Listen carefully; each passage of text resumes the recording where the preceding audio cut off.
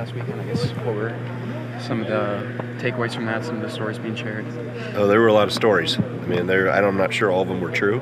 They kind of got embellished as 25 years has elapsed, but I think the main takeaway, they're just so appreciative that, we would recognize them, and why would we not? I mean, but just, they're always welcome back here. They know that. They love following our team. They love these guys. And I think it's always, the further you get removed from your experience here, the more appreciative you are of it.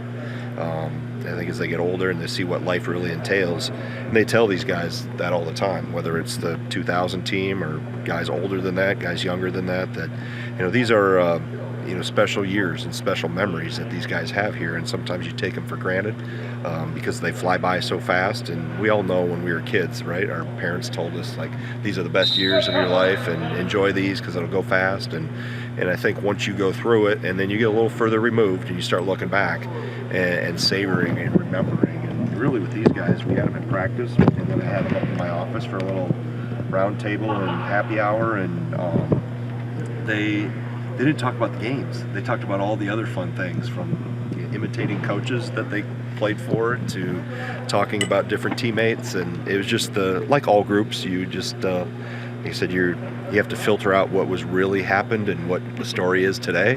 But it was a really good weekend with them, and they got a chance to spend some time with them again after the game on Saturday at a social event we had for them. So.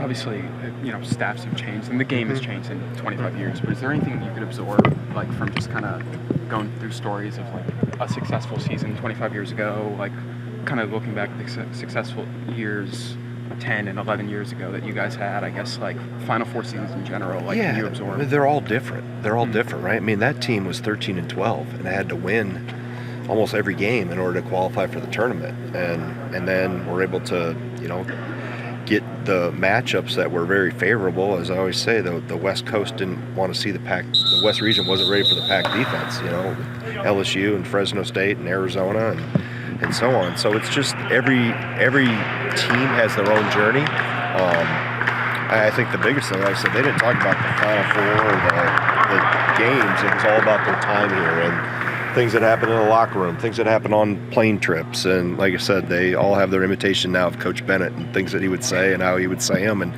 I know the guys that I coached over the years with Platteville and with Milwaukee and Wisconsin with Bo here, they can all imitate Bo, and I've caught wind that some guys imitate me. So I guess that's the pleasure of being the head coach for a long time, is eventually they pick up on some of your nuances and your sayings and those things. So it was all good. They just enjoy. The biggest thing is just enjoy the moment they have here, because these moments are fleeting, and before you know it, your time and your eligibility is gone. So make the most of it and enjoy it. I'm trying to remember when you guys were at Milwaukee. Did you play UW those? Mm-hmm. Yeah, both years.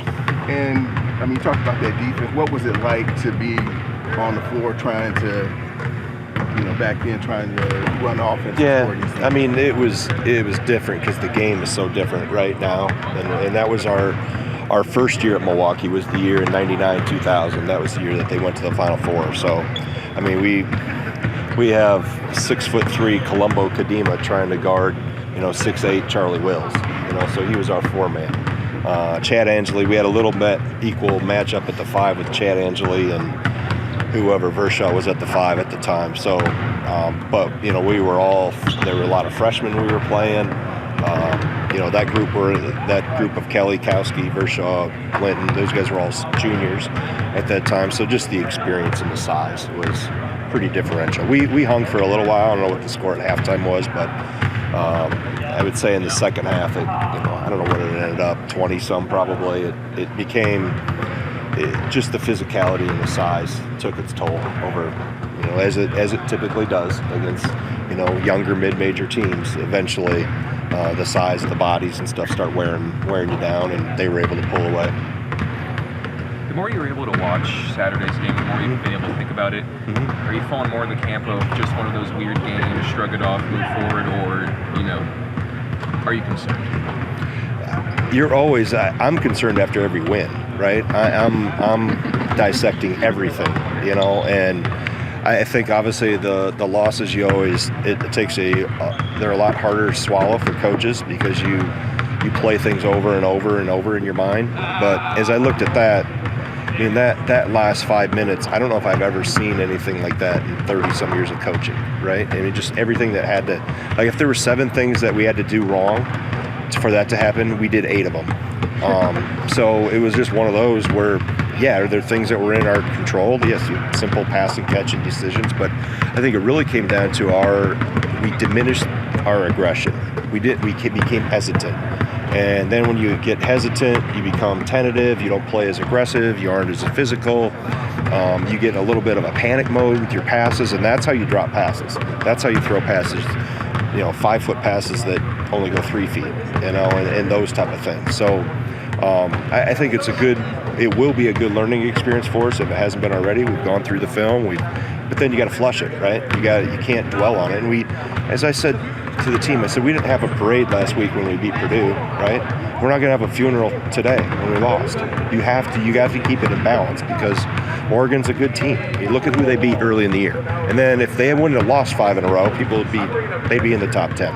Because they were creeping there before they went on that skid. But I think you got to take it for what it's worth. You can't choke on it, right? And you can't just not pay attention to it, right? We have to learn from it and understand how important being aggressive is for us.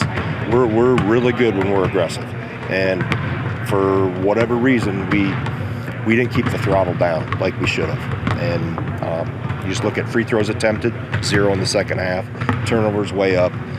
Shots at the rim. I mean, we played at the rim in the first half. Didn't do that near as much the second half. So assist numbers, 9 assists on 30 baskets.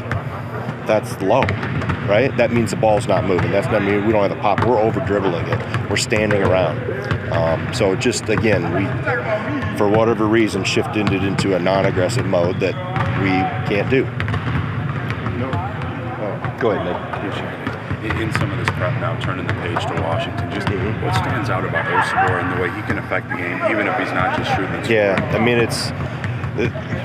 and I hadn't paid a lot of attention to him until starting Saturday night. I started watching him. A lot of individual talent. You look not only Osibor, but you look at the guards. I mean, between Mason and Harris and Davis, how they're shooting the ball now, all over 40% from 3. Diallo and number 6, Tyree from Minnesota. I'll mispronounce his last name, but just how fast they are with the ball downhill.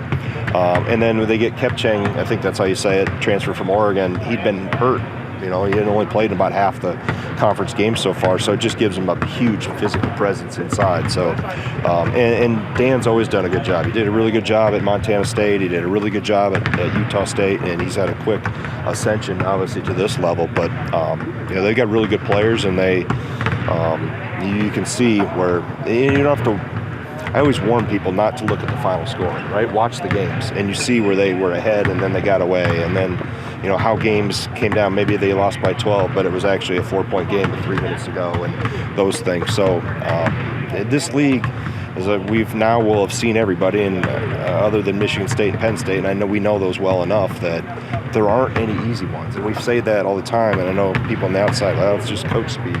It's until you live it. I mean, it really is. And like I said, you don't have to look very far or watch them for very long to see. And Osibor, you mentioned him at the outset, big, strong, got great hands. I had to go back through his shots to figure out that he wasn't left-handed. He's so good with his left hand. The first few moves I saw him make were all left-hand jump hooks, and I'm like, this is way too smooth for that being a righty. But he is, and he's a wide body. He passes it really well. He's first or second in assist on the team. Like I said, he's a really good player. But he's not all they have. It's way more after really diving deep here in the last 48 hours. It's way more than just great Osibor. Knowing winner the last few games, he's had these moments, especially in the post where he's made really nice moves to get buckets in the post. I guess I'm wondering, what are you seeing in his development that maybe is allowing us to see more of that in games? Yeah, I think he's gotten stronger. So, that helps him not get knocked off his feet and not get knocked off his base. I think his base is better because he is stronger. He understands how important playing with a good base in there. And I think all those things add into giving him more confidence, right? and he's a really confident player right now, which that's the benefit of an experience that he got last year as a freshman.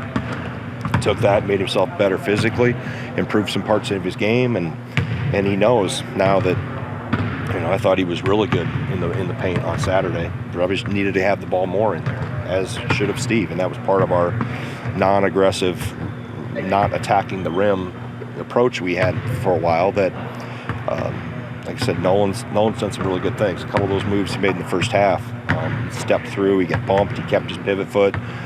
He didn't, 9 months ago he falls down and travels, right? He gets knocked over. He's stronger now, and he understands how to handle physicality in the paint and deal it back too. So all those things are good signs for him. We got to get one more question we got to get out before Washington gets in. Kamari is still shooting a ridiculous percentage from three. Is this a skill that you thought he could develop to this rate when you recruited him? No, because he didn't have it. He didn't have it when we recruited him. He's developed it. He's worked at it, and that's a credit to him. He's put a lot of time in, a lot of hours, a lot of thousands of shots. But I think the thing too with Kamari is his percentages are high because he takes really good shots, and that's one of the it's not really a secret. You want to shoot a high percentage, take good shots, and he doesn't force things and he doesn't rush things, and but it all comes back to he's put a lot of time into it and a lot of reps and a lot of unforeseen hours or unseen hours that people don't know about, that you have to put into it to be a consistent shooter. Was the instinctual trait something that he had? That's gotten better. Sure. He played really too fast, turned the ball over, threw it to the other jersey more than he threw it to his team's color jersey. But he's grown as a player. He's learned to drive the speed limit. He's learned to play off 2 feet. He's learned when to go fast and when not to go fast.